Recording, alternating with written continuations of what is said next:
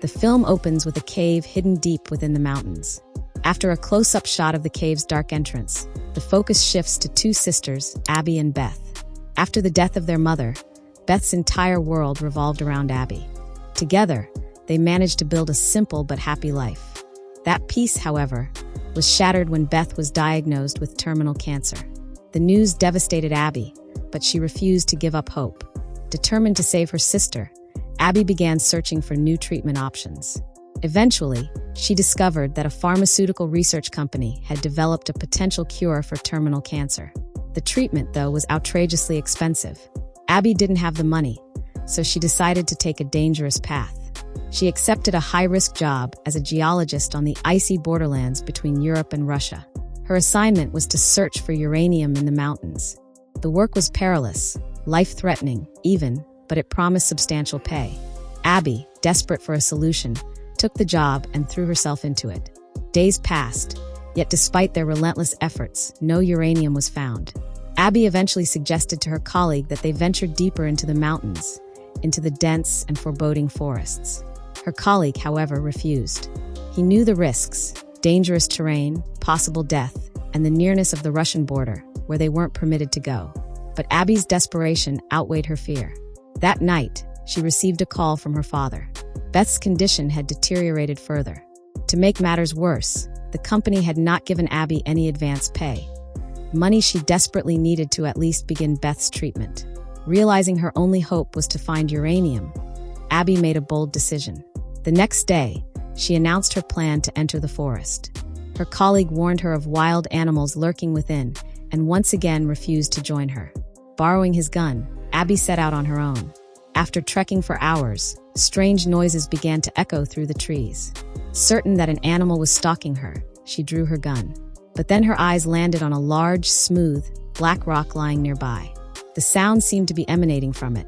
Intrigued, she picked it up. It was unlike anything she had ever seen.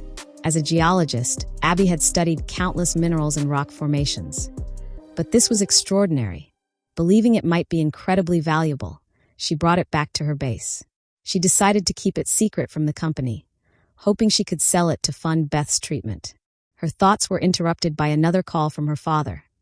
Beth's condition had worsened again. With her heart breaking, Abby made the decision to go home immediately. Before leaving, she told her colleague that she might never return.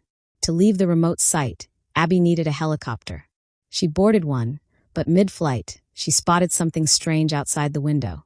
At first, she thought it was a bird's wing, but then, in a shocking instant, the helicopter collided with the object. The crash left her unconscious. When she awoke, one pilot was dead and the other critically injured. Abby rushed to give first aid and frantically searched for a working radio, but the communication system was destroyed. Panic set in. If she wanted to survive and help the injured pilot, she needed to act quickly. Consulting a map and compass, Abby discovered the nearest road was about 60 kilometers away. The conditions, however, made the journey nearly impossible. As night fell, she lit a fire in the hopes that rescuers would see it. She tried to shield the pilot from the freezing cold, but her efforts were in vain. By dawn, he was dead. No one had seen the fire. No one had come. Realizing that waiting for help would mean death, Abby packed supplies: food, a gun, and a weakly functioning walkie-talkie. She managed to recharge it using the helicopter's battery. To her shock, a man's voice came through. His name was John. John explained that his own helicopter had also crashed nearby, in an area with a lake and a forest. His condition, however, was dire. His body badly injured, his leg nearly useless. His radio was damaged too, preventing him from calling for rescue. But he had ample supplies, as well as a better radio, one that Abby might be able to repair using her skills and her battery. On the map, John's location was 30 kilometers away, half the distance to the road. Abby decided to head toward him, but John warned her against it. The path was far too dangerous, and even if she reached him, there was no guarantee his equipment would work. Abby, though, didn't have the luxury of time. She needed to get back to Beth. As they spoke during her trek, Abby revealed she was a geologist. John immediately asked, "So, you must be here searching for uranium?" Abby froze. How did he know? That night, Abby made camp. Curious, she pulled out the mysterious black stone she had found earlier. As she turned it in her hands, it began to change shape, morphing as though alive. Shocked, Abby wondered what it could be. No rock she had ever studied behaved this way. Could it be alien in origin? Some advanced technology? The next day, Abby pressed on through the snow alone. John tried to maintain radio contact, but she snapped at him.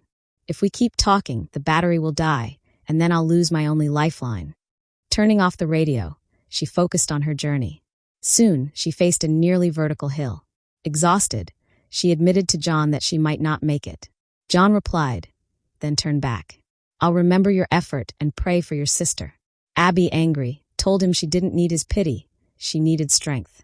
With determination, she began climbing. Her knife broke partway up, making the climb impossible. Then she remembered the stone. Taking it out, she reshaped it into a knife and continued. The stone's power allowed her to reach the top. But the descent was even more dangerous. A sheer drop that meant certain death if she slipped. Abby once again transformed the stone, this time into a rope, and lowered herself down. Once on the ground, John contacted her again, warning that she was nearing the Russian border, where soldiers would shoot trespassers on sight. Fear gripped Abby, but before she could react, she slipped and tumbled down a slope, severely injuring her leg. Despite the pain, she pressed on, eventually stumbling upon an abandoned settlement. Hoping for aid, she searched the empty buildings. Exhausted and starving, she tried to eat the spoiled food she found, then injected herself with medicine to stay strong. In the morning, she spotted a Russian soldier nearby. Terrified of being captured, she hid, but the soldier grew suspicious and followed her. When he entered the building, Abby, armed with her gun, panicked and shot him in the leg. To her shock, the soldier carried a stone similar to hers, capable of changing shape. As she processed this, a voice came over the soldier's walkie-talkie. It sounded exactly like John's. Abby froze. How could John be speaking to both of them at the same time? Realization dawned. The stones were the link. She demanded answers from John, but he gave none. Confused, Abby tended to the soldier's wound. Despite being on opposite sides of the border, they chose to work together, both too injured to survive alone. But John's voice grew stranger, as if trying to turn Abby against the soldier. Fearful, Abby hurled her stone away. Soon after, the soldier fell through the ice of a lake. Abby tried to save him, but the ice broke beneath her as well, plunging her into freezing water. With sheer willpower, Abby dragged herself out. Shivering and near death, she stripped off her wet clothes and tried to warm herself. Furious, she ripped the battery from the radio and threw it away. Yet John's voice still echoed in her head. Weakened and disoriented, Abby collapsed into sleep, haunted by memories of Beth.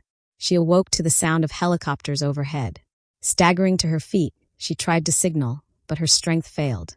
She collapsed again, tumbling into a pit, the same one shown at the film's beginning. In the warm water inside, life returned to her body. But she wasn't alone. A skeleton floated nearby, still wearing a pilot's uniform, with a name tag that read John. The truth was horrifying. John had been dead all along. The voice guiding her, the visions. Everything was tied to the mysterious black stones. The stones surrounded her, attaching themselves to her body. When she awoke, she found herself in a strange place, surrounded by countless floating stones. John's voice explained that 65 years earlier, he too had crashed here and been trapped.